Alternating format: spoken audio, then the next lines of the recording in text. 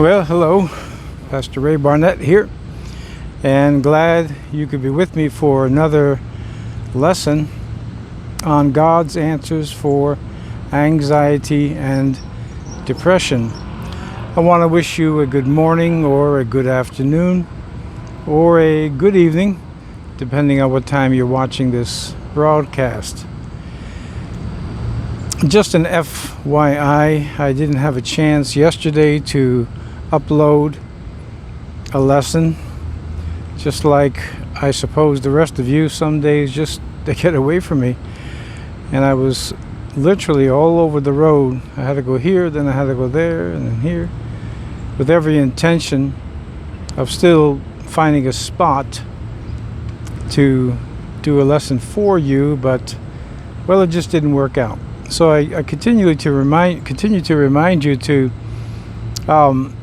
hit the notification button and subscribe so that you know when I've uploaded a video. Okay, so last week we talked about, Saturday in particular, I was speaking to you about how to turn your weakness into a strength. And the main lesson there was that the Apostle Paul accents, but it's true, of course, of every Christian. What we find in ourselves that's making us weak draws us closer to Christ, and therefore we become strong in the Lord. And when we're strong in the Lord, we're simply strong. Now, with that in mind, I want to talk to you today. Biblically speaking, the subject would be humility. And this does relate to nervous symptoms. And I'll share that with you today. But I'm going to use the word average. Thinking of yourself as an average individual. Now, why is that important? Again, biblically speaking, it would be translated as a virtue of humility. But many people with nervous symptoms, distinguishing between a nervous patient, which is someone who's actually being treated or has been treated in a psychiatrist's office, psychologist's office, stays or a stay in a psychiatric facility. That's a nervous patient. Nervous person is someone who has the same symptoms but without treatment. So I will also toggle between the difference between nervous patient and nervous person, though in reality they're one and the same. So, with that in mind, nervous patients or nervous persons have a tendency to think of their symptoms as extraordinary. And once again, if we were sitting here together and we were talking about your symptoms, and especially for those of you who have had the more bizarre type of symptoms. I remember many years ago, and I'm going back, decades and decades for me. I would lay down at night, and it was like an electric shock going through my brain. I mean, I could actually, at least I thought I could hear it. And when my eyes were closed, trying to go to sleep, I also thought that I could see this flash of light and a buzzing electric type of sound that would jolt me. I don't know if it was memory or if it was just imagination. Either way, it was a frightening symptom and not one of the common ones. I always mention to you palpitations. That's such a common symptom, along with sweaty hands, racing thoughts, feeling of pins and needles. More acute symptoms would be derealization, the feeling that nothing around you seems real. And then there's many more. So in other words, you have degrees, as we've discussed, I've shared with you. We have degrees of symptoms, some that are garden variety and some that are not. But here's the thing. Either way, nervous patients and nervous people have a tendency to look at their symptoms as above average. And again, if we were sitting here, I'm sure that we could have a very lively discussion about that your symptoms are just not like other people's. And I did share with you last week, it should be encouraging for you to realize, if you have all this time been under the impression that nobody's going through what you're going through, it should be a relief to you that that is simply not the case. That, I guess it's in the millions of people that have the same symptoms that you're having, even the bizarre ones. I'm using the word average. That is, it is an average experience for people with sensitive nervous systems, nervous patients, or nervous people, nervous persons, or a nervous person. But the tendency is to think, A, you're the only person that's going through this. Or even if you have been, let's say, at meetings where you're sharing these symptoms and, people are telling you about their symptoms, which is the same as yours, you're still going to think yours are worse. And one of the reasons for that, by the way, is that we cannot share our feelings. We can share our thoughts about feelings, what we're feeling. But you can't take the feeling from inside a person and put it inside the other person and say, here, feel this. So they're intensely subjective as well as extremely personal. We cannot share our feelings other than describing them with words. In other words, thoughts. What we're actually sharing is thoughts, not sharing the feeling itself. I think you get the concept. So nervous patients or nervous people have a tendency to think that their symptom is unique. And this is one of the key elements that fosters the idea of danger. For example, and to exaggerate the point just a little bit, if you truly believe you're the only person on earth going through what you're going through with these symptoms, well, of course, you're going to have a sense of thinking that you are not an average case. That what you're going through is ever been experienced in human history. And as far-fetched as that may sound to some of you, it is actually the case with nervous patients and nervous people. They all have a tendency. I could use the word we all have a tendency. I don't, because what I'm learning, I'm sharing with you. What I've learned, rather, I'm sharing with you so you can learn and be free. You think that your symptoms are unique, when in reality, they are average. This, I said, is tied in and connected with the idea of humility, but I want to accent the virtue of humility. In other words, that we have to have humility to, and here we go again. Humility says that it says a lot of things, but humility will say that what I'm going through is very distressing, uncomfortable, and we could use the word tormenting. Yeah, we could use that word, no doubt about that.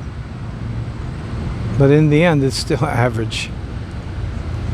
And by viewing your symptoms as average, now remember what I said, even the bizarre symptoms that are really not average, when you wrap them all up with respect to the nervous system, they're all average symptoms. Remember I told you the good news about nervous symptoms? I think the bad news you already know, so I won't have to explain that to you. But the good news about nervous symptoms is that though the danger alarm is going off in the brain, and that's when you start to panic, and that's when you induce a panic attack, anxiety attack, the truth is that they're not dangerous. I think nervous symptoms must be amongst the most distressing symptoms experienced by any human being. And the odd paradox is that even as distressing and tormenting as they can be, they hold no danger whatsoever. Whereas, for instance, you could have a slight pain somewhere in the body, and so it's been there for a month and you decide to get it checked out, and it turns out, God forbid, it turns out to be a cancer. Now, cancer is very dangerous. Yet the feeling of that pain wasn't very dramatic. Nervous symptoms are just the opposite. They're almost always dramatic. From the stomach issues, to the heart issues, to the respiratory issues, and the shortness of breath, to the ones that affect our psyche, losing the mind, I'm going crazy, what's happening to me, my life is ruined. It's a very strange paradox that what nervous symptoms give to people seem to be, and I personally think that they are worse to experience them. They're worse than most other symptoms associated with actual organic diseases. Yet the paradox and the irony is that they're not dangerous at all. Okay, so you may be asking at this point, so what's this averageness got to do with it? Or humility? Well, in order to escape the idea of danger, which I told you is going to keep your symptoms going, and more than likely it's going to make them worse. The Chinese handcuff illustration I've used several times on these lessons, or in these lessons. The harder you pull, the worse it gets. Take the idea of danger and work it up, and the symptoms get worse. You're pulling even harder. Detach the thought of danger from your mind, and be able to say to yourself, okay, this symptom is distressing, and you could even probably say, well, it's just tormenting me, but I know it's not dangerous. Just by doing that, you've already, at very least, equalized the symptom, so it's not going to get worse. But in time, what you will do is you will be able to diminish the symptoms until the day comes they're completely gone. Although I always give you this caveat, that symptoms do return. No matter how long you've been free, they have a way of returning. And when you have the setback, which everybody has, if you don't treat it as being dangerous and you treat it properly, we'll get into that down the road, then the setback will be very mild, and the symptoms also. Okay, so averageness, what does that have to do with my symptoms? Pastor Ray, my symptoms are not average. And then again, we don't have the advantage of a discussion where I could go further and take your question and we can move around with it. But you have to trust me, in my years of experience with these things, that what you're experiencing, no matter how distressing, is the average experience for a nervous patient or a nervous person. And it's best of all, it's not dangerous. So what happens is we get very much moved emotionally by the feeling that we're experiencing. Oddly enough, just recently, last couple of weeks, once here and once there, I'm having palpitations. So what do? Do I, when I'm off camera, go running and screaming around the house. I'm having a heart attack, and I have heart disease. No, because I know it's an average experience, and in the majority of cases, palpitations are harmless.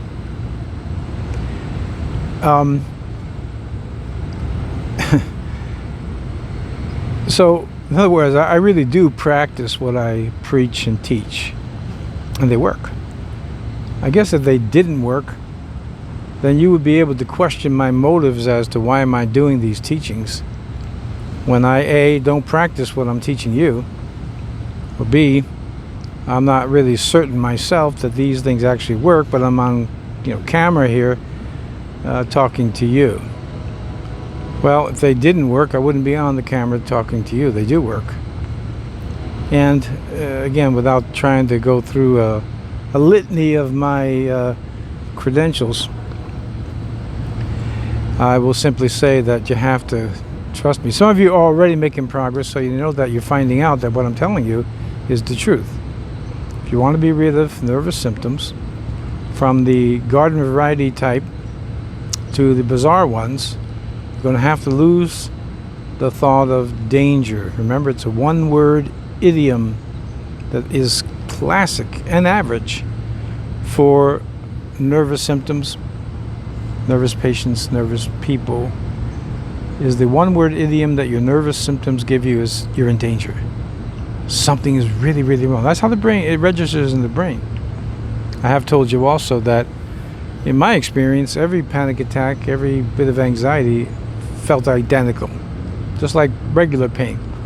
Bang your thumb with a hammer once, twice, 3 times, 4 times, and it's pretty much all the same.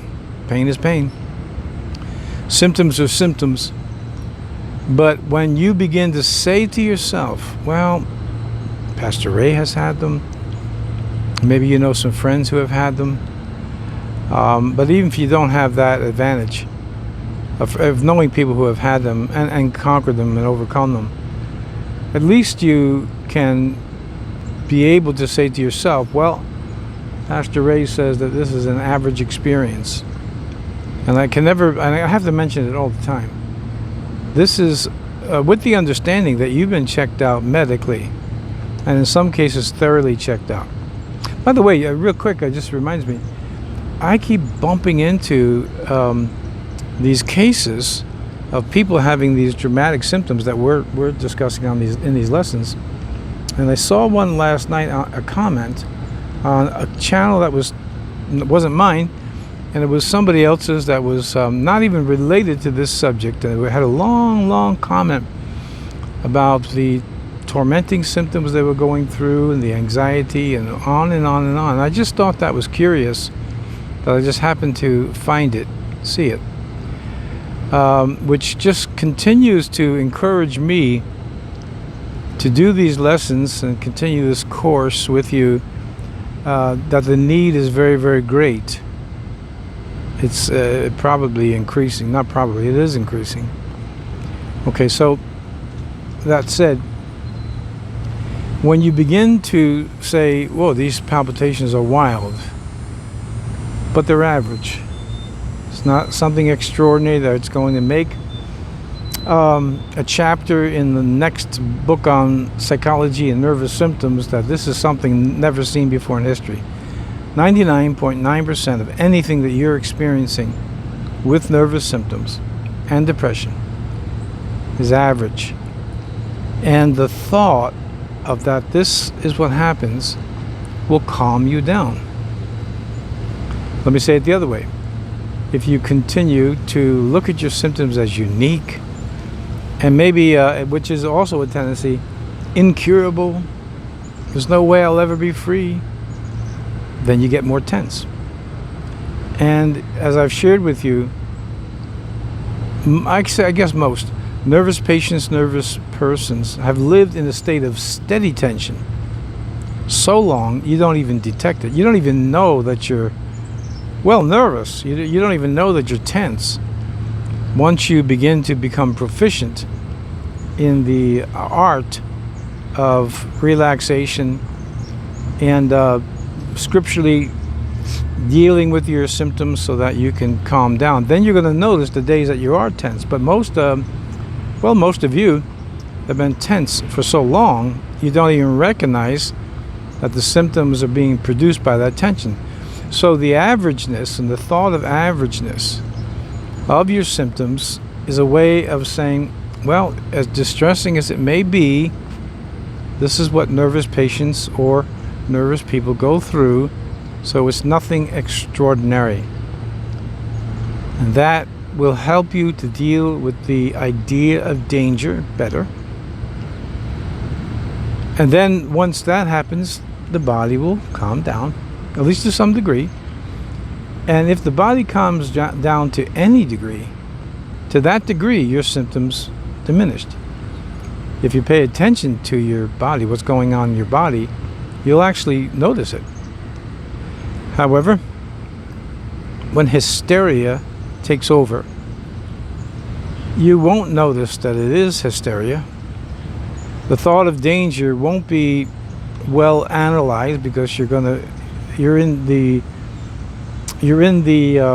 climate of danger. It's in the mind, and it's going to be difficult to break that cycle. So we want to get to it before it becomes a vicious cycle by looking at our symptoms as being average. And once you do that, you're going to be able to relax your body more. Relax your body more, the thought of danger will be coming to your brain less and less and less. And with that, we want to create, and I want to help you to create, a steady state of peace, of serenity, of calmness. Remember the principle. Again, you can go to the website if you're interested. Look under the tab, under Time for Truth website. Look under the tab that says Mental Health, and download a copy for yourself of the Principles of Renewed, which also has this title, God's Answers for Anxiety and Depression, underneath it. And just read through those principles I drew up. That's what I'm teaching you, without naming numbers 1 and 3 and 5, because I didn't put them in any special order. Other than the first one that says that if I am safe, I cannot be in danger. That's the use of logic. That says these two cannot cohabitate. Let me give you a quick example. I'm in as you see, a shaded spot here with a bit of sun. I was one tree back just a moment ago, but there was so much shade that it was difficult to get a good image on the camera. So if you're under shade, you're not in the light, and if you're in the light, the sunlight, then you're not in the shade. Arguably, I'm a little bit of both at the moment. But let's just hold to the illustration. Let's do it. Let me do it better. If it's night, it's not day, and if it's day, it's not night. That's a better one. When the sun is shining, right now it's day, obviously, then it's not night. That means it's bright, it's light. And when it's night, it's not day. There is no light, it's dark. Because the two cannot cohabitate. And when you accept the thought that you are safe, and remember I told you the word saved, when we Christians talk about we're saved. Well, the synonym for that word, seos, is the Greek word. Seos means safe. You're safe. And if you're safe, then you can't be in danger. And if you're not in danger, your body's going to relax and not have these symptoms that have distressed you and tormented you for so long. So I want you to begin to say to yourself when you have a symptom, whatever it is, well, it's difficult, distressing, and if you would like, tormenting, but it's average. Millions and millions of people have the exact same symptoms, and I'm not going to work myself up over it. And if you do that, watch how in time it just disappears. Okay, I think that's enough for today. Let me pray for you. Father, again, I pray for those who are watching. Give them the perfect peace of Christ. Help them to enjoy your serenity, your goodness, your faithfulness, your love. I ask you to touch everyone watching today. In Jesus' name, amen. Okay, once again, if you're interested in these lessons, subscribe to the channel. If you're not interested, don't subscribe. You're welcome to be with me anytime, anyway. Subscribe if you're interested in being with me for these lessons. Hit that notification button, because sometimes my schedule just gets away from me. And but I am endeavoring to be here with you every day, as much as I can. All right. So, Lord willing, I'll be with you here tomorrow, and we'll continue on in our studies, or these lessons, I should say, on God's answers for anxiety and depression. Thanks for being with me. See you again tomorrow. God bless.